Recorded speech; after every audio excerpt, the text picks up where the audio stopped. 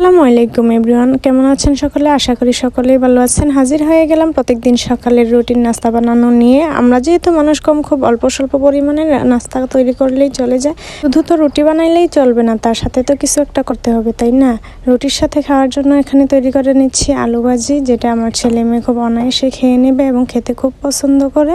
এখানে 2-3টা আলু কেটে ধুয়ে ভালো করে বেছে এখানে আমি রান্নার জন্য বসিয়ে দিলাম। আমরা যেহেতু গ্রামের মানুষ, আমাদের জীবনযাপন একটু সহজ সরল, গ্রামীণ সহজ সরল জীবনযাত্রা দেখতে চাইলে আমার পেজটাকে আপনারা সবাই ফলো দিয়ে রাখবেন, আমার সাথে থাকবেন এবং আমি নতুন, আমাকে সবাই সাপোর্ট করবেন। আশা করি সাপোর্ট সবাই ব্যাক পাবেন। কথা বলতে বলতে এখানে আমার ভাজিটা প্রায় হয়েই গিয়েছে, এখানে প্রায় গনিয়ে গিয়েছে। এখন আমি তাওয়াটা বসিয়ে দিলাম, রুটিগুলো ফটাফট ছেঁকে নিতে হবে। আমার ছেলে মেয়ে মাদ্রাসা থেকে চলে এসেছে, এখন ওদেরকে নাস্তা পানি দিতে হবে।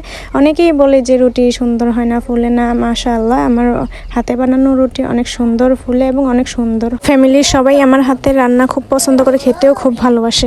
রুটিগুলো হয়তো গোল হয়নি, একটু রাউন্ড শেপ করতে পারিনি। আমার হাতে যেহেতু সময় খুব কম ছিল, তাই আমি এইটুকু সময়ের মধ্যে যতটুকু পেরেছি যথেষ্ট চেষ্টা করে সুন্দর করে করার চেষ্টা করেছি। সবসময় চেষ্টা করি কাজগুলো একটু গুছিয়ে করার এবং একটু সুন্দরভাবে পরিপাটিভাবে করার। আর সবসময় চেষ্টা করবো আপনাদেরকে ভালো ভিডিও উপহার দেওয়ার, ভালো ভালো কন্টেন্ট করার, গ্রামীণ জীবনের সহজ সরল জীবন তুলে ধরার। এই পর্যন্তই, ভালো থাকবেন। আল্লাহ হাফিজ।